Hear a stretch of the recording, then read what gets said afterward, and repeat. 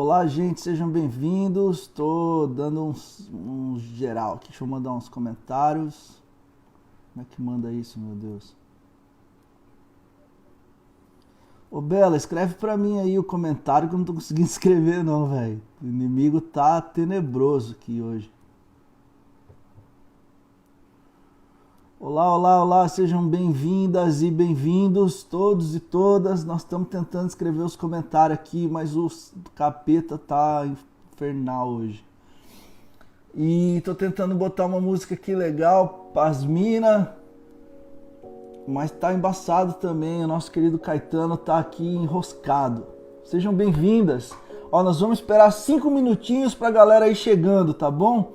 A Belinha, minha secretária, vai escrever aqui o tema e eu queria propor a vocês que fizessem perguntas na caixinha com ponto de interrogação. Assim todo mundo vê, inclusive a Priscila que está lá do outro lado do mundo. E fica mais fácil, porque às vezes nos comentários as perguntas vão sumindo conforme a galera vai falando. Mas se tiver na caixinha aqui a gente consegue responder todas elas.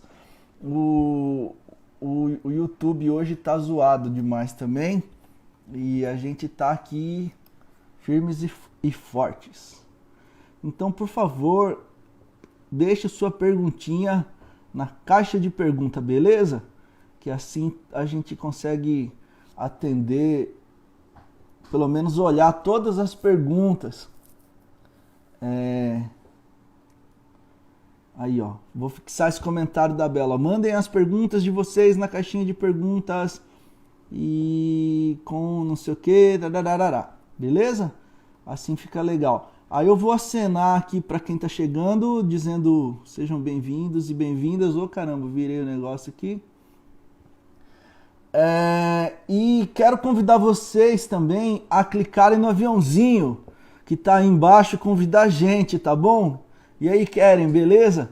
Clique nesse aviãozinho que tem aí embaixo e convide as pessoas que estiverem aí sem fazer nada nessa quarentena para a gente participar juntos aqui desse bate-papo com a Priscila Reis.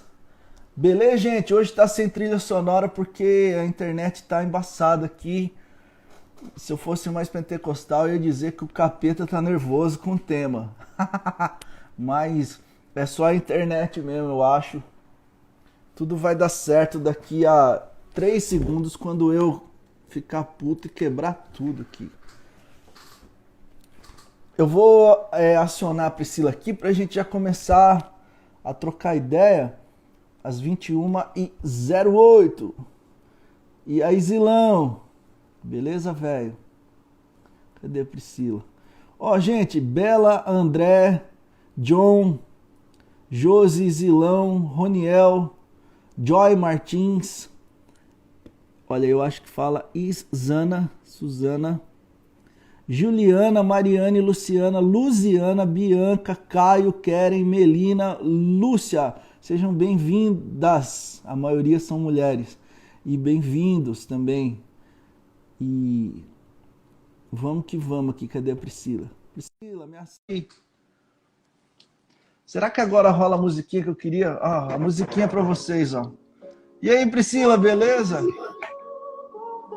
Tudo bem? Tudo bem, ó. Tô botando uma música pra vocês, ó. Gente, essa música é do Zeca, é linda essa música. Você gosta? Eu gosto pra caramba também. Acho que tem a ver com o tema. Zeca Veloso. Precisa de uma mãe, né, não? Mas não só de uma mãe, de uma mulher, né? A figura feminina não é só mulher, é só mãe, né? É isso mesmo. Ah, isso aí quem tá falando é o Zeca, é ele que falou. Então você briga com ele aí que... Eu só tô reproduzindo aqui, Zeca. Tá certo. Tudo bem? Você é do Rio? Tudo bem, Rio querido. mesmo? Sou. Não, eu sou de Niterói. Mas eu tô morando no Rio há um tempo já, trabalho aqui. Uhum. E tô amarradona aqui no Rio. Rio é coisa linda. Oh, é muito curioso, a galera de Niterói tem uma autoestima muito doida, assim, porque você fala, e aí, como é que é? Você é do Rio? Cara, não. Sou de Niterói. Aqui em Cara, São minha Paulo, cidade é tão maravilhosa, você tem que pagar pedágio para entrar, rapaz. É uma coisa maravilhosa, é outro Rio de Janeiro. Aqui em São Paulo não tem muito isso, não. Você fala, tipo, você é de São Bernardo do Campo, né? É São Paulo, a mesma coisa, né? Tipo, o cara já dá uma ajeitada para a capital. Vocês de Niterói já fogem da capital, né? Mas que É legal. melhor. O Rio é show de bola. Eu gosto demais do Rio, de tomar chopp e ir lá no centro, num barzinho Pô, coisa especial. linda. Lá na Lapa, ouvindo sambinha, coisa boa. Exatamente, É isso na aí, esquina da arrasou. Democracia. Já foi lá? Pô, coisa maravilhosa. Eu sou a rata da Lapa. Ensaio num bloco que a gente se reúne lá, ali na Função Progresso. Sou É musicista mesmo? também, né? É verdade, que Sim. doido, que legal. Então, já que você está falando de você, continua falando. Como é que era a pequena Priscilinha lá em Niterói, Rio de Janeiro? Era uma Feministinha menina já? crente evangélica. Nada, claro que não. Era um protótipozinho de cristofascista, mentira. Mas era Andava de verde, amarelo e bandeira na mão e Bíblia? quase, Ô, louco. quase. Ah, mas então, nascida numa família de crente desde sempre. E minha mãe é Uhum. pastora, minha família tem muitos pastores. Nasci Sim. numa igreja batista. Com Aham. 18, 17 anos fui para o seminário teológico, isso em 1998. Ô, E louco, aí, velho. eita, tô com 41 agora. E aí, quando comecei a estudar teologia, virei calvinista, rapaz. Nossa, era Esses um seminário Batista, eu vou falar, Batista é reformado. embaçado. Batista fica no Armínios até ir pro seminário calvinista. Aí os Pois caras é. convertem rapidão, já tudo igual Virei o Spurgeon. calvinista, cara. Aí eu fui para uma igreja presbiteriana, fiquei há muitos anos na igreja presbiteriana da Barra da Tijuca, com o reverendo Antônio Carlos Costa. Ah, então tá Fiz o perdoado. meu. Antônio, né? Coisa linda. Ele é muito Ele querido, assim, até sim, hoje. ele sim, a denominação tá meio difícil, Então, né? né? Isso aí é uma treta que desenrola, mas enfim. Mas tá E aí legal. fiz o meu mestrado lá no Jumper, lá no Mackenzie. Você era proto-fascista mesmo, hein? Você Então, fez um bem jumper aqui. fundamentalista, bem. Fiz história lá com o reverendo Alderi. Era a única Ah, mulher lá na turma mas de o Alderi história. é legal, assim. Alderi é maravilhoso. Mas tem Embora as seja outras uma. figuras, né? Não, e assim, embora seja uma questão de uma denominação mais tradicional zona e fundamentalista e tal, tem uma galera Uhum. gente boa de Deus. E o Alderi, em questão de história, Sim, sim. sim, pô, legal, ele manja muito mesmo, né? O Alderi é um mestre queridíssimo, assim. Ele foi a pessoa que me deu todo o apoio. Eu era a única mulher lá nas matérias do mestrado, nas matérias sérias, né? Eu fiz história, mas assim, sistemática não tinha mulher, as línguas não tinha mulher, né? Nem grego nem hebraico, filosófica. Então, assim, tinha mulher nas matérias de mulherzinha, né? Que era aconselhamento Sim. cristão É. ou educação cristã. E por Aí que tinha você mulher. escolheu o Andrew Jumper? Porque eu era fundamentalista, né? É mesmo? Eu achei que você estava zoando. Não, não, não.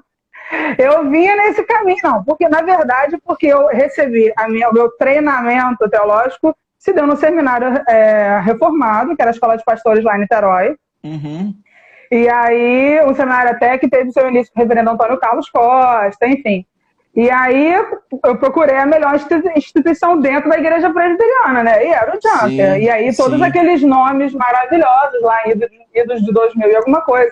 Então, Augusto Nicodemos, o Franklin também, né? Tava Jonas lá, né? Madureira, todo aquele Mauro povo, Mauro Meister, né? Meister.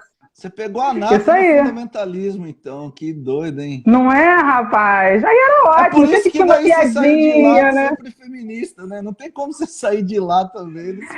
Na verdade, não, cara, porque eu nunca ouvi sobre essas coisas, nem na É, graduação, nem no mestrado, nunca. Teologia latino-americana, teologia feminista, teologia negra, nada disso. eles não Nada tocam no disso. assunto, né? Não, claro que não, lógico que não. E até aconteceu uma coisa interessante, porque quando eu terminei o mestrado, Aham. na verdade, a minha área de interesse principal não é feminismo, né? É teologia política. Uhum. Hoje eu tenho estudado teologia decolonial, estudando essas relações de política, religião, relações de poder, Foucault, essas coisas. Aham. Enfim, e aí, quando eu terminei o mestrado, conversando com o reverendo Alderi, eu falei do meu interesse de continuar no doutorado e tal. Mas eu queria falar sobre evangélicos e ditadura, né? Protestantismo e ditadura militar. Já sabia que Ah, ia ser um assunto meio é. espinhoso, né? E por isso que você foi nele, que é história e tal, né? Também, mas aí o que acontece? Eu descobri que eu não podia fazer o doutorado lá, porque eu era mulher. Não pode. Não. Só... E aí eu teria que fazer uma adequação de gênero, virar um Priscilo, de repente. Mas, enfim, é só para pastores presbiterianos ordenados, e a gente sabe que a ITB não ordena mulheres, enfim. Nem estudar eu poderia naquela instituição, que era uma instituição que até então eu tinha em muita conta, porque aonde eu estudei não tinha tanta essa questão. O Alderi é um grande historiador, né? Uhum. E é um mestre queridíssimo, uma pessoa que sempre me apoiou, enfim. Uhum. E aí isso foi um estalo, sabe aquela coisa que é ruim, mas é bom? Foi um estalo para eu procurar os porquês disso, né, gente? 2000 e tanto, uma mulher não poder estudar é estranho, né? Não tô pedindo nem para ser oficializada como qualquer coisa na IPB, eu só tô pedindo para estudar, o que vocês estudam, ter acesso ao conteúdo, né, mano? Eu queria fazer o que eu já fazia, eu leciono História do Cristianismo desde 2005. Comecei a estudar na Escola Teológica Reformada, lá na Barra da Tijuca, em 2005. Então, assim, eu só queria fazer o que eu já estava fazendo, né? Só que com mais propriedade, com mais conhecimento. Só que não deu para estudar, que loucura, né? Loucura, porque nós estamos em 2020, né? Pois é verdade, vai entender, né? Esse discurso é mais ou menos desde 1474, então é estranho que seja o mesmo discurso, né? Mas vamos lá, né? Fazer o quê? Mas existem muitas razões, né, para isso. Quando a gente estuda essa questão da decolonização, a gente vê que são estruturas de opressões que fazem essa manutenção do privilégio. Então, é para ser assim. É para que seja assim mesmo, para que tenha um fosso, para que as mulheres só possam ir até um lugar, os negros, os indígenas, as demais ramificações da população, enfim. O que é normativo é o androcentrismo, né? E aí surge a teologia feminista como um grito para mexer nessas coisas. Pois é. Então a teologia que a gente propõe é a teologia que grita contra uma teologia posta, né? Empurrada goela abaixo, né? E aí é importante que a gente seja a contramão disso, porque eu acho que a religião mantém o que é opressor. O evangelho vem para quebrar com essas maluquices todas, né? Então a gente que viveu... Sim, dentro disso que você falou, dessa coisa da opressão, a gente que vive num país que teve raízes coloniais, que viveu na carne, né, o massacre das nações indígenas, a animalização do povo negro que aqui veio para ser escravizado, e o uso abusivo dos recursos naturais, enfim, a gente que viveu a experiência de ser colônia, né, tem uma outra aproximação do evangelho. Eu ouvi você falando de manhã sobre as questões de África, e aí eu fiquei pensando, né, o evangelho do colonizador é bem diferente do evangelho do colonizado, né? Exatamente. E dentro desse pacote está a questão da mulher, né, que é um dos primeiros seres a serem subalternizados e silenciados, enfim. Então vamos lá, vamos começar a trocar ideia disso aí. Eu acho que a maioria das pessoas que estão aqui leram um livro que na época foi radical. Eu achei um livro tão bacana, e aí eu saí super feliz para contar para a galera. Vocês precisam ver que livro mais bonitinho. Aí tava todo mundo louco, isso é uma heresia do caralho. Falei, nossa, mas é o seguinte, a maioria daqui leu ou assistiu o filme A Cabana, em que Deus é mulher, negra e curtir um funk, mesmo que seja um funk norte-americano, né? Quais das 3 características você acha que mais impactou os religiosos? Ela ser mulher, ser negra ou curtir um funk, que é música de periféricos? Cara, eu acho que ele ser mulher e ser negra tá pau a pau, né? Só faltou ser gay, né? Porque aí já era... Nossa, esses marcadores, né? Esses marcadores da sociedade são terríveis, assim, porque eles fazem essa divisão em guetos, né? Pavoroso. Então, a mulher negra, gay, gorda, periférica, enfim. Isso. Ela era gordona também. Junta, né? Periférica, que curtia um funkzão, botava funk direto pra fazer um rango lá, né? Sim. É igual igual a galera do Rio no sambinha, né? Ou no funk também. Claro. Né? E aí? Mas eu acho que pegou? Eu acho que historicamente ser mulher, se a gente pensar num panorama histórico de opressão histórica, se pensar nas raízes do patriarcado, enfim, a questão de ser mulher, né? Porque a estrutura patriarcal, que é uma estrutura de dominação de corpos e mentes, de subalternização, que tira o direito à memória, que silencia, enfim, Essa estrutura, na história do mundo, né, ou do Ocidente, que teve capacidade de grafar, né, ou o Oriente que grafou essa história, é uma estrutura muito pesada, né? Acho que até mais do que a racial. A racial, em relação ao negro, tem muita força para nós da América do Norte e do Sul, porque vivemos a questão do colonialismo, né? Então, isso na África não seria um problema, de repente, né? Sim, Enfim, mas, a gente tem que pensar de acordo com a nossa lente cultural. Ah, sim, da mulher seria. Por isso que essa questão da subalternização da mulher é em qualquer cultura, né? Em épocas distintas, em culturas distintas, essa situação acontece. É muito triste.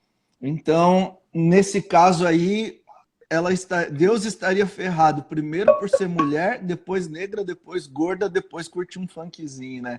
E aí, eu acho que sim. Porque o lance do funk, o lance do funk traz a coisa do ser periférico, né? E a população periférica já é naturalmente marginalizada, uma situação de abandono do Estado, baixa escolaridade, enfim, tem muitos fatores que a gente coloca aí, né? Pois é. Quando eu penso em teologia feminista, e embora eu pense como homem, né? Algo que me vem à mente sempre é que o Deus de Abraão, de Isaac e de Jacó também é o Deus de Sara, de Rebeca e de Lia. Mas por que de Agar? E de Agar. E de Raabe. Eu vi que você está postando umas paradinhas aí, né? Da Ódia, os textos maravilhosos da Ódia, assim. É interessante demais isso, né? Porque quando a gente para analisar a leitura que a gente recebeu das Escrituras, né? A interpretação da Bíblia. Eu nasci no lar evangélico, comecei a estudar teologia formalmente em 98, e eu aprendi, eu sei de falar saberia de falar um monte de nome de teólogos, né? Homens, né? Sim. Durante todo o período da história antiga, medieval, reforma protestante, contemporâneo, homens e homens e homens, geralmente europeus, branco, hétero, cis, aqueles marcadores todos, né? E as mulheres, né? Então isso é a forma que a gente recebeu, a lente de enxergar a nossa própria fé. Por exemplo, a gente fala dos discípulos, mas Maria Madalena e outras mulheres, Susana, a outra que era mulher do procurador de Herodes, eram mulheres que caminhavam com Jesus desde a Galileia, desde o início do ministério, e não estão contando no círculo apostólico. Por quê? Se elas estão caminhando junto, estão ouvindo junto as mesmas coisas que os homens estão falando. Ou até coisas mais importantes, elas não são chamadas, né? Na ressurreição, total. A revelação da ressurreição se dá para uma mulher, né? É algo importante, né? Eu gostaria de receber isso aí, Jesus chegar e falar, é o seguinte, ressuscitei, agora é nós. Conta pra galera. Eu queria ser, imagina, se ele fala isso pra mina, significa que ela tem uma importância que é tirada dela por quem escreve, ou por quem conta, ou por quem reconta, né? Então, eu acho que isso que você acabou de falar é o grande lance. Quem conta a história? Para quem está contando? Por que está contando? Qual é a intenção? Então, quando a gente pensa na história, eu sou da história, é minha paixão. Então, essas coisas têm que movimentar o nosso pensamento o tempo todo. Quem está escrevendo para qual público-alvo, com qual objetivo, e a gente não pode deixar de pensar nisso quando a gente lê a Bíblia também, né? Claro. Óbvio. Então, Abraão, que foi conhecido como o pai das nações, então a gente pode dizer que, embora isso não esteja nos textos bíblicos, Sara é a mãe das nações. Certo? Sim. Desenvolva seu pensamento. Onde você quer chegar? Vamos lá. Sara, mãe das nações, por que ela não é reconhecida como mãe? Cara, eu acho que a situação mais estranha ainda é a de Agar. Que é a mãe de uma outra nação, né? Ou talvez não, o papel dela na treta familiar ali, a questão do abandono no deserto, ela com a criança. Nossa, cara, é tanta coisa para se analisar. E Agar é uma personagem importantíssima para a teologia mulherista, né? Que é a teologia negra feminista. Então, tem umas teólogas que pegam esse ponto de Agar, né? A Jacqueline, que trabalhou junto com o James Cone, ela pega muito essa questão da cristologia feminista, né? Como pensar a encarnação a partir do corpo de uma mulher branca ou o corpo de uma mulher negra, né? O que significa o Cristo encarnado? numa mulher branca, qual é o lugar que ele ocupa na sociedade, e uma mulher negra, qual é o lugar que ele ocupa, ou a mulher livre, a mulher escrava, ou a mulher escravizada, melhor dizendo, ou a mulher que é a esposa e a outra que era concubina. Então são coisas que surgem a partir disso. O foco está em Abraão, mas as histórias são contadas com muita riqueza de detalhes e com muitas coisas que nos ajudam a entender melhor a graça, a misericórdia de Deus, a bondade, o perdão, até a encarnação do verbo lá na frente nos evangelhos, por conta das mulheres, né? A genealogia de Jesus em Mateus ali traz essas mulheres e a gente não pode deixar de lado cada personagem daquela, né? Cara, assim como Sara e Agar também. Em Agar, uma das paradas que eu acho mais curioso é o fato de que o anjo do Senhor vai para o deserto para cuidar do abandono que ela havia sofrido do marido, né? O anjo do Senhor, na tradição dos teólogos, é uma teofania, é a presença do próprio Deus ali em consolo a uma mulher abandonada. E é curioso, eu sempre me flagro pensando nisso. É uma mulher negra abandonada, assim, tida como vítima da inveja de sua senhora. Cara, mas parece que é muito colonial, né? Parece as histórias que nos contam sobre os portugueses no Brasil, quando um portuguesão ficava apaixonado numa moça da África, né? E aí tinha prazer nela e não na esposa. E a gente vai lendo as histórias dos caras que escrevem aqui, você fala, meu, isso aqui tem um pouco de Abraão na parada, né? Total. Toda estrutura de poder, nesse sentido, é patriarcal, machista, sexista, ainda tem essa transversalidade da raça, que torna ainda mais grave, né? Eu lembro uma vez eu fiz uma viagem pelas cidades históricas de Minas, né? E aí, num determinado lugar, lá o guia disse que era uma coisa muito comum acontecer no período do Brasil colônia, de quando os portugueses, né, estupravam as mulheres negras, as mulheres brancas, as esposas, geralmente cortavam os seios das mulheres negras para que elas, por dois motivos, para que não pudessem amamentar e para que não pudessem mais oferecer prazer para o homem branco, né? Então, vê a perversidade é um negócio. Então você vê a mulher contra a própria mulher a serviço de um sistema de dominação masculino, né? É muito triste. Isso é muito enraizado nessa estrutura. Essa é uma pergunta que estava por último, mas eu vou colocar agora. Você acha que mulheres machistas atrapalham mais o movimento do que homens machistas? Rapaz, eu posso devolver com uma outra pergunta? Na verdade, eu acho... Não sei se você vai responder. Pode que eu falo no sei. Não, a gente vai construindo junto, vamos pensando junto. Essa aqui é uma construção coletiva, né? Eu penso sempre assim, será que as mulheres que não têm compreensão da importância e do real significado da palavra feminismo, será que essas, às vezes, não atrapalham mais do que as mulheres machistas em si? Porque uma das coisas que eu tinha falado com você antes é que essa palavra feminismo, ela é demonizada, assim, no ambiente da igreja. Eu, por exemplo, sempre que eu ouvia falar em feminismo, era de uma forma completamente pejorativa, maligna, satânica. Não, eu tenho um amigo que gosta de me atormentar aqui, ele sempre usa essa expressão, então você vai andar com as suas amigas feministas que não raspam o sovaco. Ele sempre usa essa expressão, né? Eu fico pensando, mas será que é, né, mano? Mas, porque como que o cara sabe disso? Ele inspeciona o sovaco das pessoas? Mas isso, Gito, é uma forma de desmerecer a fala da mulher. Você chama ela de puta, você chama ela de louca, você chama ela de machona, que não raspa o braço, que tá lá enfiando o crucifixo, sei lá em qual orifício, entendeu? É uma forma de desmerecer e silenciar, porque quem vai ouvir uma mulher dessa? Uma mulher desequilibrada, então o que ela vai dizer não é pertinente, né? É uma forma de permanecer naquele ciclo do privilégio. Ainda bem que nós estamos aqui nesse ambiente em que ninguém fuma maconha e nem coloca crucifixo na vagina. Sabe quem disse isso? A nossa querida ministra. A nossa ministrinha. A Damares, ela tem uma fixação, né? Ela vai morar. Porque ela é encanada, né? Ela é encanada com desenho. Hoje eu estava conversando com o John lá, ela é encanada que os desenhos se beijam. Eu nem sabia que existia esses desenhos aí, velho. E ela tá encanada que no final os caras beijam, né? Mas é aquilo, ela está falando para um público que compreende esse discurso e consente com essa narrativa. É isso que a gente tem que se preocupar. Sim. Entendeu? É tipo o Henrique Cristo, assim, eu adoro ele, né, gente? Eu vejo os clipes lá das seguidoras no YouTube, de azulzinho. Porque, isso, a Suzana, a líder, até as seguidoras, né? Então, assim, ele ser um cara louco, beleza, o cara é louco. Agora, ele ter uma horda de seguidores, assim, né? Tem que ser muito Isso louco, é uma coisa a se pensar, assim. É uma coisa a se pensar, seriamente.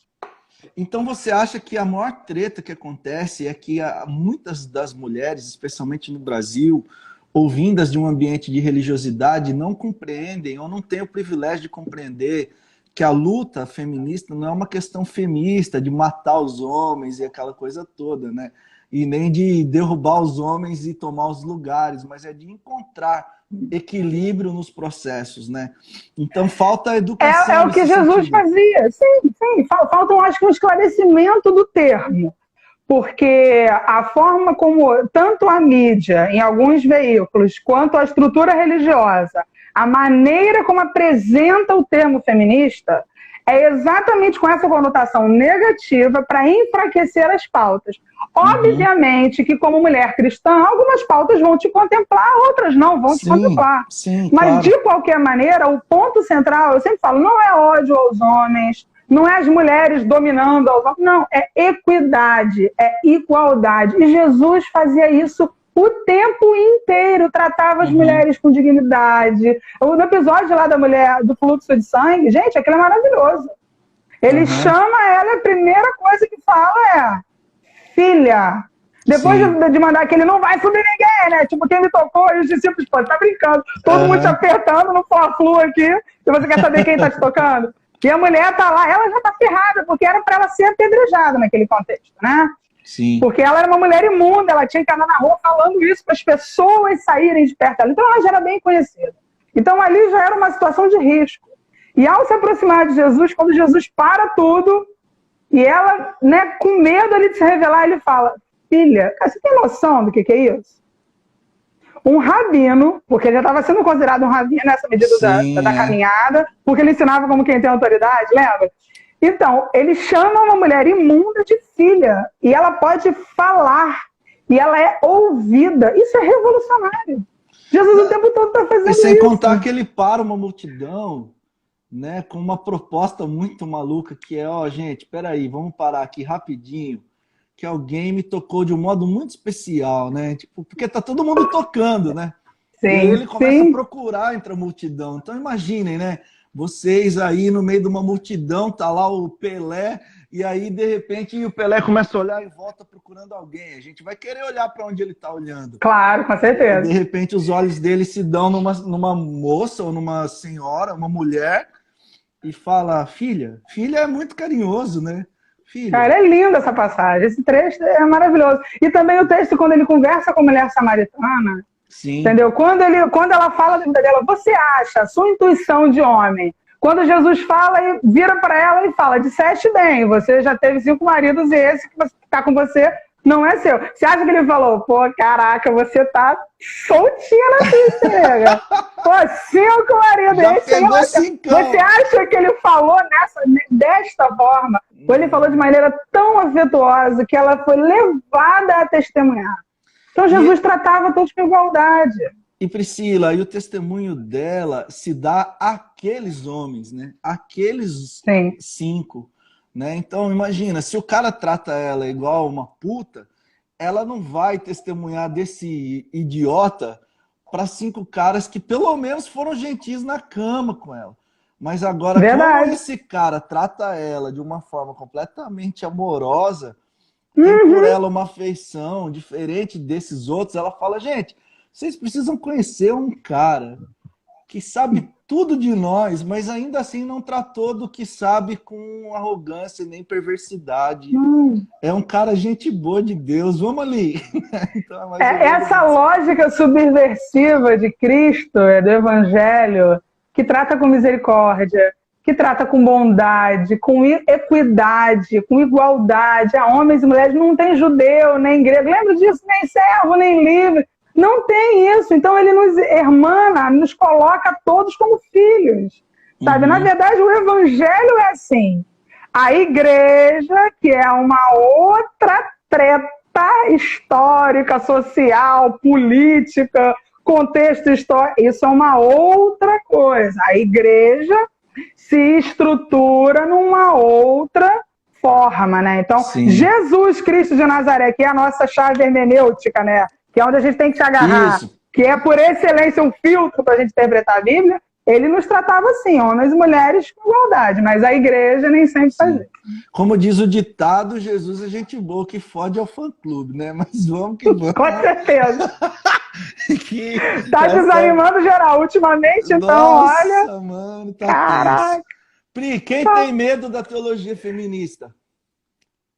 Todo macho, branco, hétero, cis, altamente escolarizado. O patriarcado tem medo da teologia feminista. As lideranças religiosas que não se parecem com Jesus têm medo da teologia feminista. Deixa eu ver, as mulheres que servem ao sistema de opressão têm medo da teologia feminista. Muita gente tem medo da teologia feminista. Essa pergunta é muito boa. E eles temem o quê? Eles temem o desequilíbrio na força, rapaz. Sim. Sim. Por quê? A teologia feminista ela me encanta por algumas razões. Primeiro, por dar voz a mulheres que historicamente foram silenciadas. Então, como eu disse, eu fiz graduação em teologia, um mestrado em história do cristianismo e não estudei as mulheres da história da igreja. Eu nunca li livros de teólogas, de livro de teologia sistemática ou de teologia filosófica. Não. Ainda mais latino-americanas, ou africanas, ou orientais, asiáticas. Nada disso. E aí eu falava, gente, não é possível que mulher não escreve nada sobre Deus.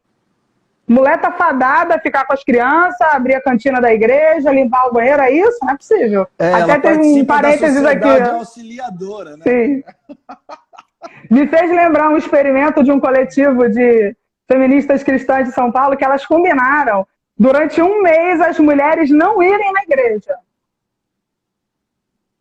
Cara, imagina isso. Um mês. O que você acha que aconteceu? O caos, velho. Acontece o caos. Não, não abriu. Porque quem abria era uma mulher, quem botava a florzinha no púlpito era uma mulher, quem tirava o pó do banco, quem fazia o café, quem limpava o banheiro, quem lembrava de trocar o lixo era mulher, tomava conta das crianças, enfim. Fechou. O Priscila, sabe o que é louco? E aí, isso se a nisso? gente pensar numa forma maior, né, nas estruturas de formação de saber, mais ou menos. Eu estava pensando, enquanto você ia falando do silenciamento, eu fico imaginando que, embora você tenha estudado isso tudo, oficialmente você também tem pouco espaço de fala, né? Porque... Sim, mas é para ser assim. Oficialmente, é né? intencional. É claro que nós estamos aqui numa live e tal, mas oficialmente você não tem acesso a, por exemplo, a falar na denominação onde você estudou. Não, provavelmente você não viu ano passado o que aconteceu? Você não vai ter tanto acesso para falar na denominação de onde você veio. Oficialmente a mulher não tem espaço. E a Leida, que é uma acadêmica, que está falando que na academia também as mulheres são silenciadas, né? Porque elas podem ocupar o espaço dos caras e alterar completamente o modo com o qual a gente enxerga a vida. Você sabe que uma vez eu estava conversando com um rapaz africano, e eu gosto demais da sabedoria africana, né? E eu perguntei para ele assim, o que você acha que pode ser o maior revolucionário do mundo? Assim, a gente conversando sobre guerra, né? Sobre tomar o poder, essas paradas. Aí, sim, ele pensou, aí ele me respondeu assim, o maior revolucionário do mundo é uma mulher que percebe o seu filhote, usou essa expressão, com fome. Rapaz. E acabou, não teve assim explicações, não teve nada, tipo assim, porque é legal, né? Os ugandenses não tem muito. Então, acabou, eu perguntei, ele respondeu. Aí eu fiquei pensando, pô, é mesmo, né, velho? Uma mulher que tem o poder do ventre, do cuidado, né? E aí, de repente, o fruto do seu ventre, que essa é uma expressão linda da Bíblia, né? É alguém que vai sofrer demais. Maria podia ser uma revolucionária em potencial, né?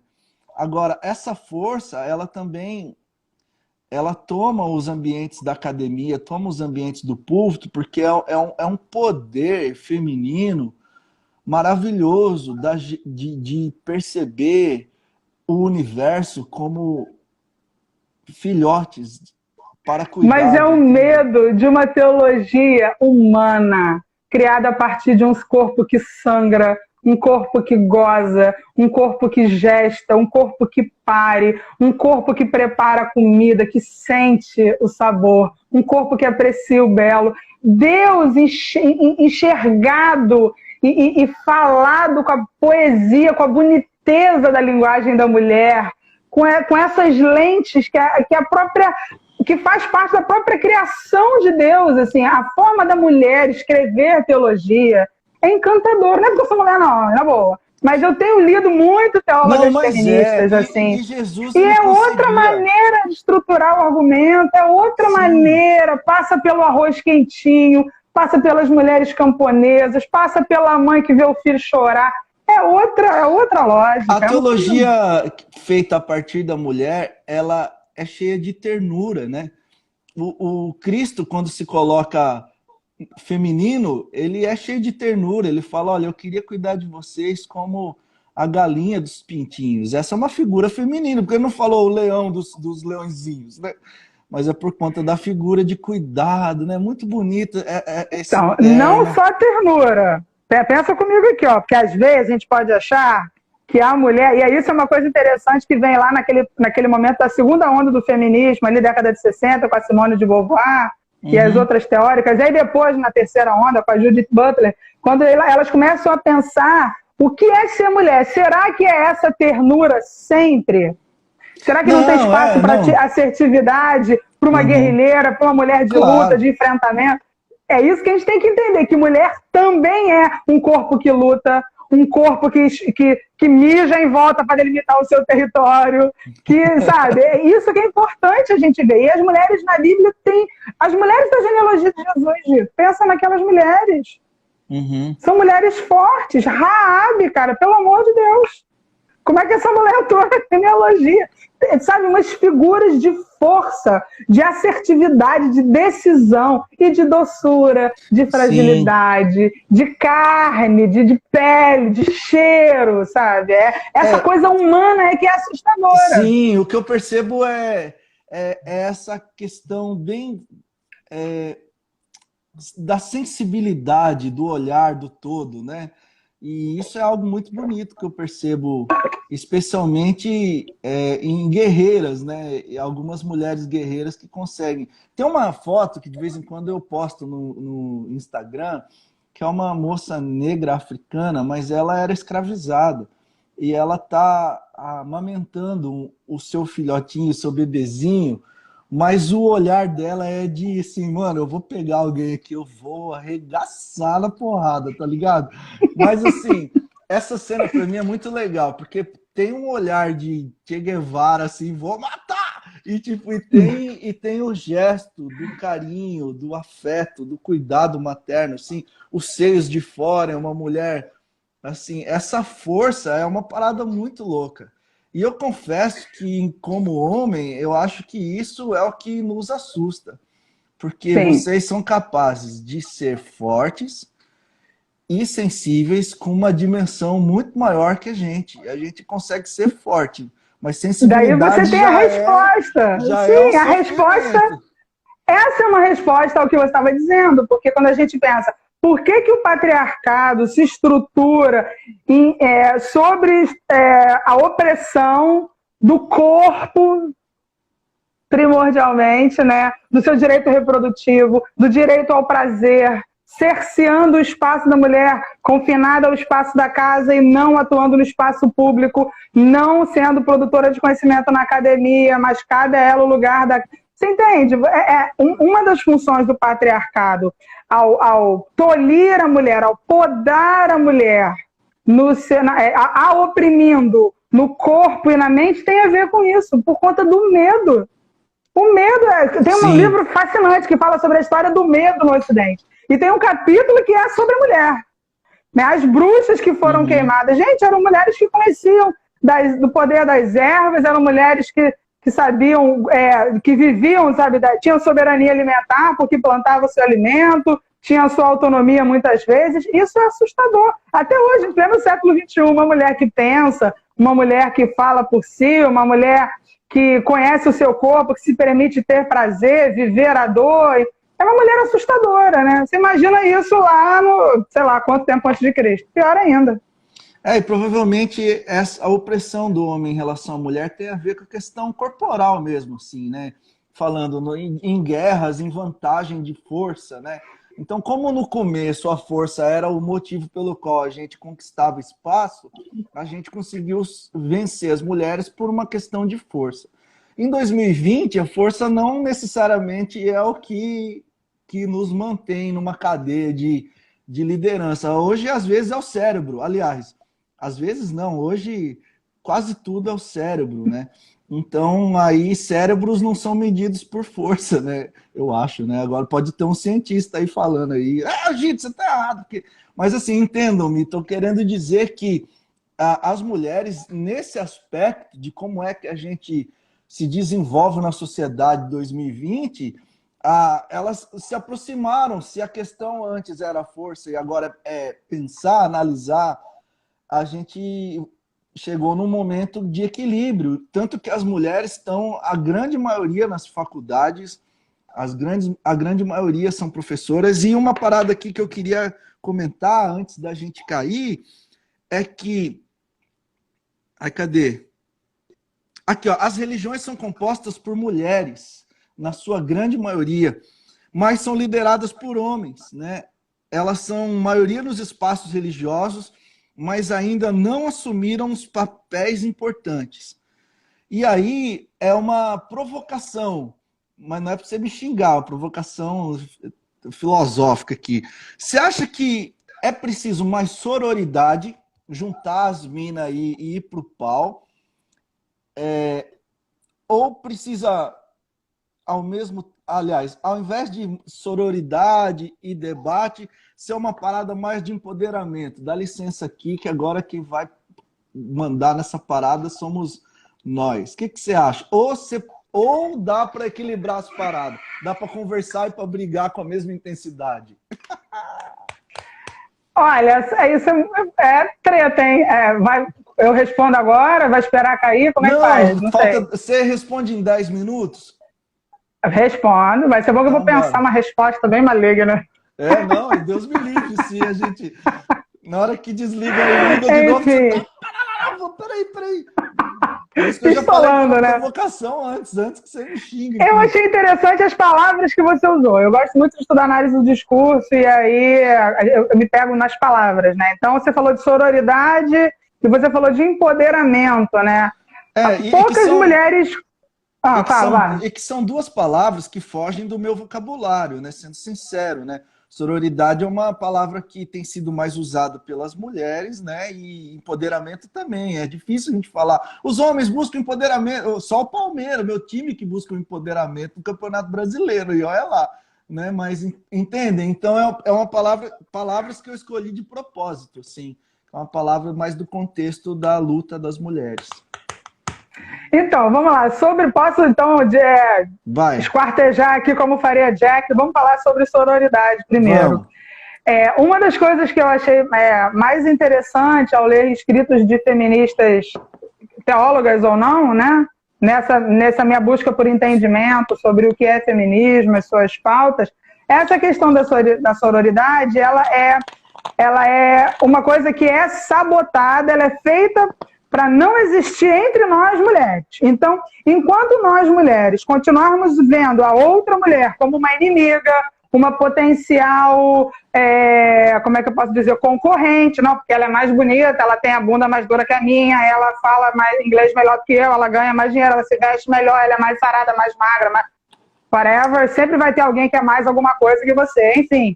O ponto não é esse, o ponto é, enquanto nós mulheres olharmos para as outras mulheres, não como pessoas que pertencem a uma mesma rede, mas como alguém que está ali para disputar Sororidade vai ser um sonho distante, vai ser uma palavra bonita, enfim. Vai Quando ser a gente utopia, entendeu o que é... Utopia É isso aí. Pra galera da esquerda, né? A gente usa pra caramba, mas nunca sabe o que é. Não consegue Exatamente. fazer. Quando a gente começa a ver a outra mulher como uma aliada, uma pessoa como você, que sofre as mesmas dores, com a qual a sociedade trata, obviamente que dependendo do seu grau de escolarização, a cor da sua pele, a região da cidade onde você mora, o tratamento que a sociedade dá é diferente, isso é lógico, esses marcadores sociais são importantíssimos. No entanto, para além disso, sororidade é você entender que a outra não é a sua inimiga. Tem a ver com a versão feminina do fraternidade, né? O frater é o irmão e a soror é a irmã. Então, essa relação é muito importante. Um exemplo disso que eu achei muito legal foi uma época que estava rolando uma campanha, tipo assim, você vai saltar do ônibus tarde da noite, e aí tem que andar um pedaço até em casa. Se tiver alguma outra mulher também sozinha, fala, vamos juntas. E aí, né, duas mulheres é menos suscetível a um ataque, né? Ataque é muito primal, primitivo, de homem. Mas, enfim, é o que acontece, né? Os números de violência contra a mulher não diminuem, pelo contrário. Então, sororidade, a gente vê em coisas pequenas. Redes de fortalecimento, mudança de mentalidade, parar de achar que a outra é inimiga, é a concorrência. Não, gente, que coisa chata. Isso não soma, isso não agrega nada. Então, a verdadeira sororidade, para além desse blá, blá, blá de conceitual, né? E a outra coisa foi a questão do empoderamento, né? Sempre que eu ouço essa palavra, eu fico meio engasgada, porque assim, o empoderamento é um poder que você recebe de alguém. Se você recebe, quem dá para você? Essa pessoa que te dá, que te concede poder, ela está numa situação acima da sua, e ela é quem? É um homem te dá o direito de falar, o homem... Como é que é essa relação de poder? Ou será que o poder da mulher, da fêmea, do feminino, está dentro, ele é recebido de alguém que está acima, ou ele está dentro e precisa ser conhecido? Ele precisa vir para o estado de consciência. Eu acho que são coisas que a gente tem que pensar. Porque quando a gente pensa do empoderamento a partir do Evangelho de Cristo, que tipo de poder o Evangelho nos dá ou nos permite ter consciência? É o poder da ressurreição. É saber que a vida vence no final, que é possível recomeçar, que somos iguais, que a partilha é um mandamento, que a doçura de Jesus deve ser o nosso modus operandi, que a misericórdia é a regra da casa, que o Evangelho nos torna todos irmãos. Então, a lógica do Evangelho é essa antilógica, né? O empoderamento não é de dominação, de corpo, de mente, de subalternizar o outro, de silenciar o outro. O empoderamento é o empoderamento do nascer de novo, do ter a Ruá, que é o Espírito Santo, gestando o Cristo dentro de você. Gente, isso é um negócio tão revolucionário que quando a gente entende que não precisa discutir com violência, mas a assertividade ela vem do lugar do amor, da exortação, do chamar para perto, porque é isso que a gente aprende com Cristo. E o Desmond Tutu falava um negócio legal, né? Não fale mais alto, mas melhore seus argumentos, né? Pois é, rapaz. É lógico que eu entendo a galera mais radical, que tem ações mais violentas. Quando a gente vê o movimento das sufragistas, né? A galera que queria votar lá no final do século XIX, início do século XX. A galera queria votar, queria estudar, queria que tivesse melhores condições, até no casamento, né? O direito das operárias nas fábricas. Essa galera começou com protestos super pacíficos. O que aconteceu? Não foram ouvidas. Pelo contrário, eram ridicularizadas pelos homens. Elas querem usar calça, elas querem ir para a escola, elas querem votar. Quando começaram a quebrar as vidraças de loja, vidraça de banco, quando começou a chegar na propriedade privada, aí a coisa mudou de figura. E aí a gente conseguiu conquistar alguns direitos. Então, eu entendo o lugar dessa luta mais aguerrida, mais bélica. Mas a gente aprende com Jesus que a revolução do Evangelho é a revolução silenciosa. É a sementinha que gera uma árvore imensa. É isso. E eu acho que o feminismo tem a ver com isso. Conscientizar as nossas irmãs, as mulheres que estão ouvindo a gente. Primeiro, de que a gente não está numa disputa com outras mulheres. Isso é cansativo, isso é cruel, isso drena a nossa energia, que em vez de ficar concentrada em dieta, em obsessão com aparência, não sei lá o quê, não tem nada contra essas coisas. O problema é isso tomar o nosso ser. A gente tem que canalizar essa energia para a produção de conhecimento, para adequação de linguagem, para falar com as mulheres que têm menos escolaridade que a gente, das coisas que a gente aprendeu com a vida, com os livros, com a universidade. Sabe? É canalizar porque vai dar fruto, não ficar fazendo treta, porque treta não agrega nada, sabe? Treta não faz crescer, treta não torna a gente melhor. Então, sororidade, a gente tem que entender o real significado da sororidade. E a empatia, a partir da ótica do evangelho, é do que serve, é do que ama, é do que doa, é do que chama para perto. É isso. Então já é. Então o lance agora é a gente entender que o empoderamento é do espírito para a gente ser gente de empatia, de cuidado, de amparo. Estou falando nós aqui, mas eu não estou... eu preciso disso também enquanto homem, né? E preciso também discernir as coisas do Espírito de Deus para não ser um machista horroroso, um mala sem alça. Eu não queria te dizer, mas você já é, entendeu? Assim, não tem como não ser. Assim como nós somos racistas, porque é estrutural, a gente nem enxerga, né? Você é machista e eu também posso ser muitas vezes. A gente não enxerga. A estrutura é feita, a matrix é tão bem feita que você não repara os erros dos pixels, sabe? Assim, você não repara. Então, quando a gente vai abrindo os nossos olhos, primeiramente através do Espírito Santo, que essa obra é estou falando para crente, né? Enfim, porque a gente que crê na revolução que é o Cristo gerado nas nossas entranhas, né? Então, primeiramente isso, essa consciência de que somos iguais, independente da nossa cor, da nossa escolaridade, que a mesa tem lugar para todos. Então, se tem lugar para todos na mesa, quem somos nós para vetar a alguém, seja uma mulher trans, seja uma mulher gay, seja uma mulher de baixa escolaridade, seja uma mulher dos assentamentos camponeses, seja uma... Quem somos nós para não tratar essas pessoas com a dignidade que Jesus tratou? Então, o primeiro soco que a gente tem que levar é logo esse.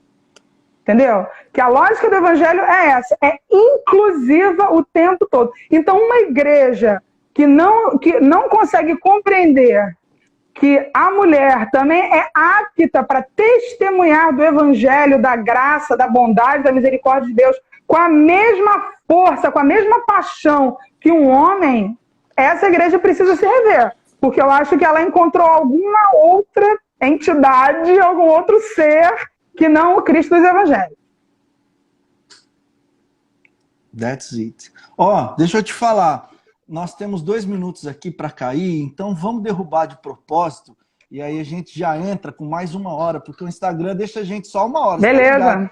Que não sou eu, né? É o Instagram, né? E aí a gente derruba de propósito e aí a gente volta. Galera que tá aqui, eu vou dar um salve para vocês se sentirem muito importantes. A Bela, a Laiane, a Leida, a Paulinha, a Priscila, que tá aí do outro lado, a Josi, o Luiz, o Anderson, a Carol, a Esther, a Luana, a Paula, a Áurea, o Nilo, eu acho que a Suzana, a Gabriela, a Caroline, o Guilherme, a Flávia, a Carol, a Olivia, a Carla, a Bianca, a Melina, meu Deus, a Raquel, a Joyce e o William. Gente, não vá embora. É só um tempinho para você ir no banheiro e dependendo do que você for fazer no banheiro, nem vai. Já fica aqui já direto. Mas é só a gente desligar e ligar de novo, beleza? Que aí a gente vai continuar. Tinha 3 perguntas aqui, mas enquanto você falava, eu anotei, porque aí eu pergunto para você na volta, pergunta da galera, tá bom? E assim a gente já volta. Falou, vou cair e vou voltar.